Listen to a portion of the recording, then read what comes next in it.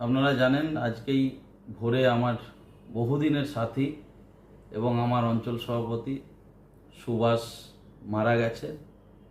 Brain stroke হয়ে ভর্তি ছিলেন, মারা গেছে ও। আমি খুবই মর্মাহত, তার আত্মার চিরশান্তি কামনা করি। এবং আজকে অভিষেক বন্দ্যোপাধ্যায়ের সভাও আছে, আমরা সবাই দল করি প্রত্যেকে।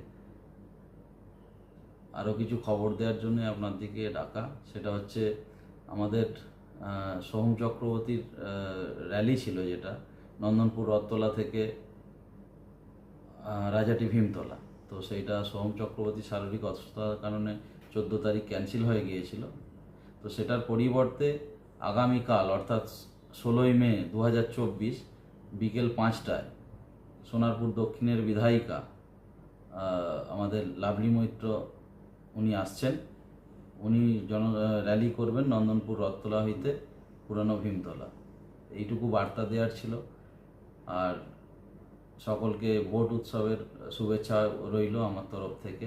আমাদের 20 মে ভোট, সকলে ভোট দিতে আসবেন এবং গরম অত্যাধিক, জল বেশি করে খাবেন। সকলে ভালো থাকবেন, ধন্যবাদ।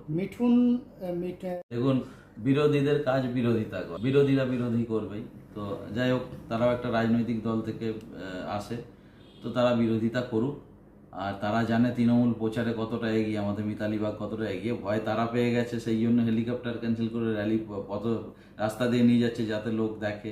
মিঠুন চক্রবর্তী অভিনেতা, উনি আমাদের সাংসদও ছিলেন, লোক তার দিকে দেখতে ভিড় করে। কিন্তু তৃণমূল কংগ্রেসের যারা অভিনয় জগৎ থেকে এসেছে তারা কাঁধে কাঁধ মিলিয়ে খাটেন, দেখবেন প্রত্যেকে র্যালি যাচ্ছে, মিছিল করছে, অক্লান্ত পরিশ্রম করছে। সোম চক্রবর্তী অসুস্থ, ওনার দিকে যে খবর নিয়ে দেখে আসতে বলবেন। মাঝে কিন্তু দেব আসার কথা ছিল, সেটাও কিন্তু বাতিল হয়েছিল। দেখুন, প্রচুর প্রোগ্রাম, দেবের প্রোগ্রাম বাতিল হয়েছিল, কারণ 2 তারিখে ওনার নমিনেশনের ডেট ছিল। এটা আমি ইতিপূর্বেও জানিয়েছি। তো এইগুলো দল সিদ্ধান্ত নেন, সেইভাবে আমার দিকে পাঠায়, আমরা সেইভাবে আপনাদের কাছে সেটাকে উপস্থাপনা করি। আজকে অভিষেক বন্দ্যোপাধ্যায়ের সভায় কত লোক আশা করছেন হবে? লাক্ষাধিকের ওপর লোক হবে। এখনই যে আমি রাস্তা দিয়ে আসছিলাম, যে মানুষের ঢল, সেই মানুষের ঢলে মানে আপনাকে বলে বোঝাতে পারবো না। আমি তো জ্যামে ফেসে গিয়েছিলাম, যে আধ ঘন্টা আমার খানাকুল ঢুকতে সময় লাগলো।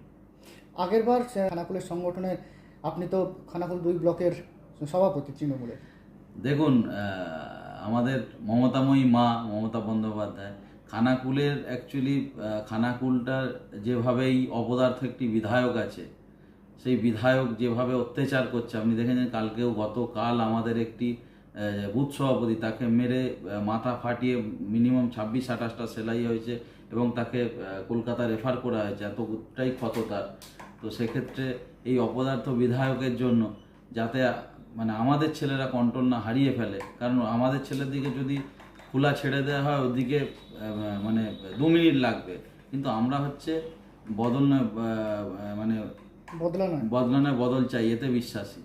তো আমাদের আমরা মামাটি মানুষের সরকারের কথা বলছি লোককে, তো আমরা চাই না এইসব মারামারি। আমি আপনাকে মারবো, আপনি দেখতে আমার ভাই বন্ধু। তো এটা আমি বলবো, হাত জোরে অনুরোধ করছি, বন্ধ করুন, নাহলে সহ্যের একটা সীমা আছে। সামনে নির্বাচন, আপনার ব্লক এলাকায় বা খানাকুল এলাকায় কোন কোন বুথগুলোতে স্পর্শকাতর হতে পারে বা আপনাদের অসুবিধা হতে পারে মনে হচ্ছে? দেখুন, যেগুলো আছে সে চিংড়ার কিছু অঞ্চল, বামনার কন, তারপরে হচ্ছে ধান্যগড়ির 2-1টা বুথ খুবই স্পর্শকাতর। ওখানে মানে অত্যাচার চালায় প্রচণ্ডভাবে, বাড়ি বাড়ি গিয়ে ধমকি দিচ্ছে, এইসব করে বেড়াচ্ছে। এটা গণতান্ত্রিক পদ্ধতিতে এসেছেন, আপনার দিকে মানুষ এনেছে পঞ্চায়েত ইলেকশনে, আমরা গণতান্ত্রিকভাবে কাজ করুন। মারামারি করছেন, মারামারি, আপনি একটা ইট শুনলে পাটকেল খাবেন আপনি। কিন্তু আমরা প্রথমেই বলে গেছি, আমরা হচ্ছে বদলা নয় বদল চাই, এতে বিশ্বাসী। আর বদলা যদি নিতে শুরু করে দেয় তাহলে ওরা টিকতে পারবে না। নির্বাচন কমিশনকে দৃষ্টি আকর্ষণ করার চেষ্টা করবেন? অবশ্যই আমরা প্রশাসনিক স্তরে যেভাবে যা করার সেটাই করব। তৃণমূল কংগ্রেস সবসময়, আমরা সরকারে আছি, রাজ্য সরকারে, যেহেতু আমাদের মুখ্যমন্ত্রী সকলের মুখ্যমন্ত্রী, তিনি চান না যে তার একজনেরও কারো ক্ষতি হোক, কারণ তিনি সবার মুখ্যমন্ত্রী। তাই অনুরোধ যে আপনারা বেশি বাড়াবাড়ি করবেন না, সংযত হন, এটাই বলা।